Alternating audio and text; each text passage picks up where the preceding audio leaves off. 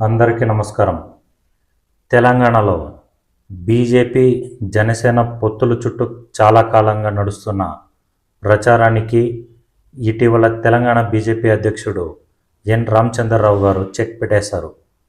తెలంగాణలో తమకు ఏ పార్టీతోనూ పొత్తు ఉండదని స్పష్టం చేశారు. పైకి ఇది కేవలం ఒక సాధారణ పొలిటికల్ కామెంట్ లాగా అనిపించిన దీని వెనుక అత్యంత ప్రమాదకరమైన, పక్కాగా లెక్కించిన మాస్టర్ పొలిటికల్ స్కెచ్ ఉందనే టాక్ వినిపిస్తోంది. అసలు జనసేనను బీజేపీ ఎందుకు దూరం పెట్టింది? ఇందులో టీడీపీ, బీఆర్ఎస్ కనెక్షన్ ఏంటి? రాబోయే జమిలి ఎన్నికలకు ఇది ఎలాంటి పునాది? ఈ వీడియోలో క్లియర్ కట్గా విశ్లేషిద్దాం. స్కిప్ చేయకుండా లాస్ట్ వరకు చూడండి. జనసేనతో పొత్తు వద్దనడానికి ప్రధానమైన మొదటి కారణం టీడీపీ ఫ్యాక్టర్. ఆంధ్రప్రదేశ్లో బీజేపీ, జనసేన, టీడీపీ కలిసి అధికారంలో ఉన్నాయి. ఇప్పుడు తెలంగాణలో గనుక జనసేనతో బీజేపీ పొత్తు పెట్టుకుంటే ఖచ్చితంగా టీడీపీని కూడా ఆ కూటమిలోకి తీసుకోవాల్సిన పరిస్థితి వస్తుంది. తెలంగాణ సెంటిమెంట్ ఇంకా రగులుతున్న వేళ టీడీపీలో నేరుగా పొత్తు పెట్టుకుంటే అది లోకల్ సెంటిమెంట్ను దెబ్బతీస్తుందని బీజేపీ భావిస్తోంది.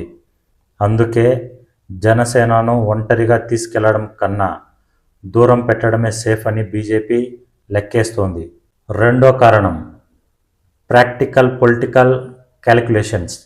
గత అసెంబ్లీ ఎన్నికల్లో బీజేపీతో పొత్తులో భాగంగా జనసేన 8 స్థానాలలో పోటీ చేసింది. కానీ దురదృష్టవశాత్తు ఒక్క సీట్లో కూడా విజయం సాధించలేకపోయింది జనసేన.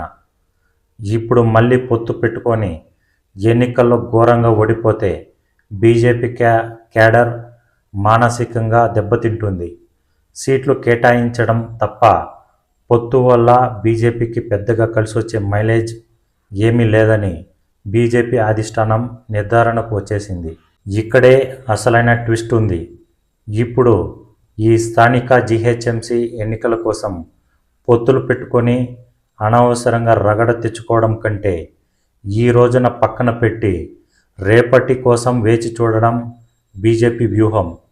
రాబోయే రోజుల్లో దేశంలో జమిలీ ఎన్నికలు, వన్ నేషన్ వన్ ఎలక్షన్ వచ్చే అవకాశం ఉంది. అంటే 2028 లేదా 2029 నాటికి తెలంగాణలో అసెంబ్లీ ఎన్నికలు వచ్చినప్పుడు ఓట్లు చెల్లకుండా ఉండేందుకు బీజేపీకి ఒక పెద్ద స్లోగన్ కావాలి. రాష్ట్రాన్ని కాపాడుకోవాలి, కాంగ్రెస్ను ఓడించాలి అనే ప్రధాన ఎజెండాతో అప్పుడు భారీ కూటమి కట్టవచ్చు. ఆ సమయానికి అవసరమైతే టీడీపీని లేదా పరిస్థితులను బట్టి బీఆర్ఎస్ను కూడా కలుపుకొని వెళ్ళే వ్యూహాత్మక స్థలం బీజేపీకి మిగులుతుంది. అందుకే ఇప్పుడు అనవసరమైన చిన్న చిన్న పొత్తులతో చేతులు కాల్చుకోవద్దని బీజేపీ భావిస్తోంది. బీజేపీ వేసిన ఈ సుదూర వ్యూహం వర్కౌట్ అవుతుందా? జనసేనను పక్కన పెట్టడం బీజేపీకి కలిసి వస్తుందా? మీ అభిప్రాయాన్ని కింద కామెంట్ సెక్షన్లో తెలపండి.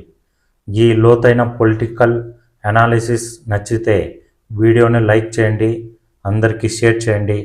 పొలిటికల్ అప్డేట్స్ కోసం మన ఛానల్ని వెంటనే సబ్స్క్రైబ్ చేసుకోండి. జై హింద్.